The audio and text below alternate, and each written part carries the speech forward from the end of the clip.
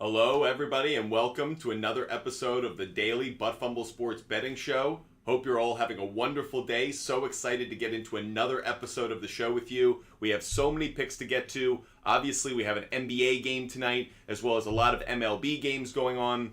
I appreciate all of you joining us today for this Tuesday, May 23rd show.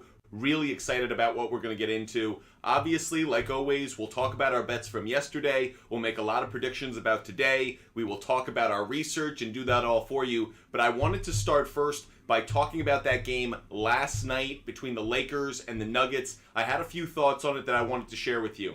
The first of which is we need to totally recognize that Nikola Jokic isn't just special. He is a once in a century kind of player. And I'm so glad LeBron James did a brilliant job last night in defeat at his press conference to acknowledge sometimes we talk about Nikola Jokic like he's the Michelin man, that he's big, he's bulky, he kind of lumbers around, and therefore he gets what he wants. But what we don't talk about enough is Nikola Jokic is incredibly intelligent. His brilliance, not just, by the way, he is an intelligent person off the floor, but you see that so often on the floor. How he manages the game, how he sees passing lanes. Nikola Jokic is obviously recognized for his physical ability, but we do not talk about his mental game nearly enough. Nikola Jokic was the smartest player on the floor during that series. We talk a lot about LeBron James and his basketball IQ. Obviously, it's well-deserved. But Nikola Jokic, a two-time MVP, now a Western Conference Finals MVP, is one of the smartest basketball players on the planet. And it took a series against LeBron James and the Lakers for us to truly recognize that his ability isn't even as great as maybe his mental capability. So I wanted to recognize that first. Second, big shout out to Denver Nuggets fans. You have finally reached the mountaintop, at least in terms of the Western Conference. For Denver Nugget fans, I know you have been through a lot of false starts, a lot of moments where you thought you were going to have a breakthrough, but the Western Conference for so often has had that cement ceiling over the Nuggets' head. It is so nice to see this team break through. The quality of players on this team, the quality of leadership. I'm a big Mike Malone fan. I think really highly of him. But how do you not like this team?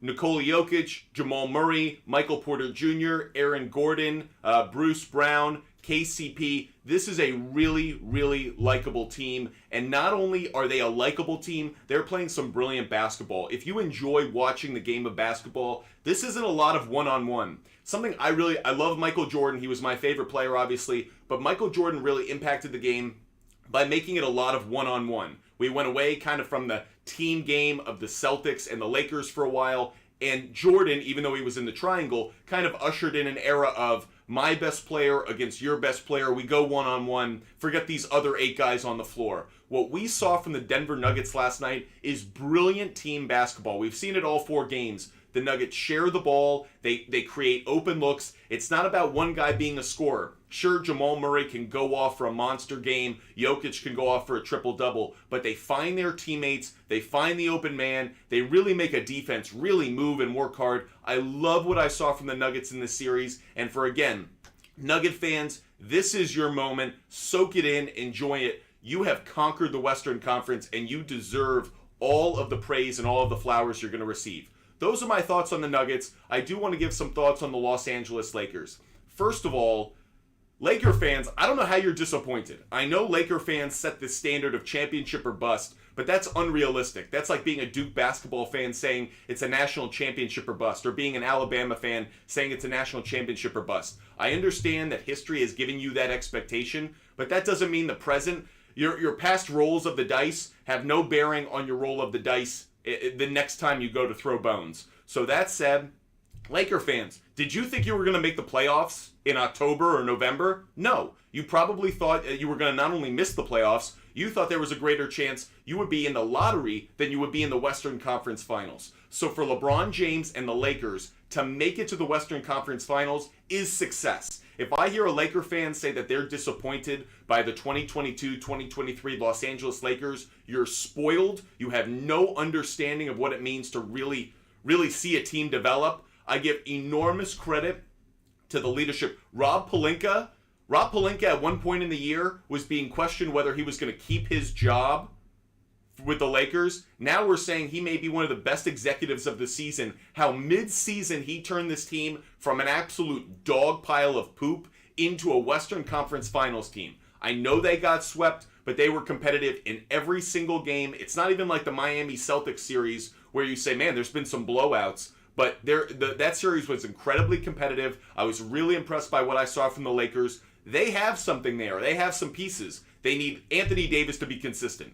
If you tell me Anthony Davis is a top 75 all-time NBA player, I have a problem with that because he only shows up half the time. How could he be a top 75 player when he doesn't show up all the time? But LeBron James once again showed his brilliance. He was outstanding.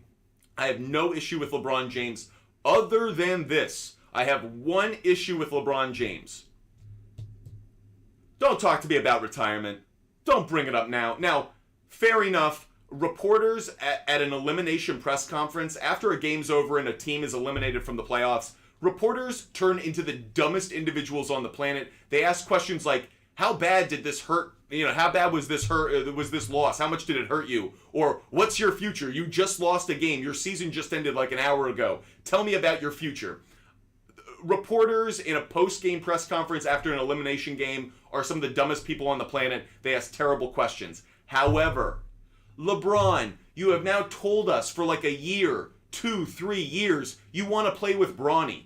Don't now kind of tease retirement.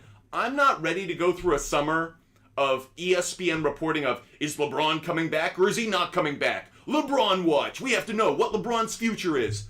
Oh my God, we just did that with Tom Brady for like 3 years straight. My tolerance for that is so minimal at this point.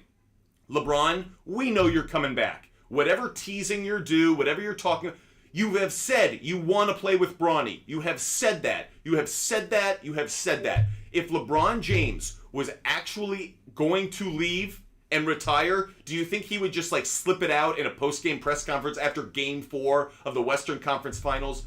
I hate that he was asked the question. I hate that he took the bait. And I hate that now the sports media community is swarming like flies on manure to the idea that LeBron James is going to retire. No, he's not going to retire. LeBron James is going to play in the 2023-2024 season. I'm saying it now. I'm guaranteeing it. It's going to happen. We are just getting jerked around by the collar thinking that LeBron James somehow isn't actually going to make it back for next year or he's going to retire. No, he's told us this. Let's not take Dave McMenamin's reporting as anything other than LeBron James shooting his mouth after a loss. I do not think LeBron James, one of the most calculated athletes, not just in this modern time, but of all time. LeBron James, the same guy who made the decision, the same guy who wrote an SI article saying he's going back to Cleveland, the man who orchestrated an entire move to LA, who builds teams, who's like the player general manager for every franchise he's on. He's just going to leave. He's just going to drop a note in a post-game press conference, and we're actually going to bite on it. We would be the most gullible fans, the most gullible consumers of sports content if we actually believe that LeBron James is retiring. Do not take the bait. LeBron James is coming back. LeBron James is going to be a Laker next year. They're going to go after Kyrie Irving. They're going to try and keep Austin Reeves. I think Hachimura is probably going to go because they can't keep him and Austin Reeves. But that said, if any of you are actually concerned that LeBron James is retiring, I have a bridge to nowhere to sell you. I just need the upfront capital. Just give me the money now. I'll build the bridge later. LeBron James isn't going anywhere. If you told me that after next year he retires, okay, I might believe that. But if you're telling me that LeBron James, one of the most calculated, thoughtful athletes of modern or historical times, is all of a sudden just going to walk away, just leave? No, I don't buy it. I'm not believing it. And ESPN, do not clickbait me about this. I'm concerned that LeBron James actually just gave fuel to a fire that ESPN wasn't even ready to light, and now ESPN is running to it like a bonfire to just throw conjecture over it. LeBron James isn't retiring. The Lakers will be better next year. They still won't win a title next year. They still won't win a title because the Lakers, even if they brought on Kyrie, I still wouldn't pick them. But LeBron James isn't going anywhere. The only thing of last night that really was of note for the future season, and IP Shades bringing it up in our chat, Kyrie was at the game and Trae Young was at the game. 2 point guards who want out of their current position, who want to go to LA, who would love to play with Anthony Davis and LeBron James. So, no, LeBron's not retiring, but Rob Pelinka and the Lakers are going to be so busy during this offseason. The Lakers will reconstruct their lineup. They will be back. They will be a playoff team. Are they going to be a title team? No, but they will be back as a playoff team, and LeBron James will be leading the way. Calling it now. Don't take the clickbait. That's how we open our show. Wanted to rant about that for just a minute. But don't worry, guys. We're going to do what we always do. Get into our conversations about today's betting opportunities.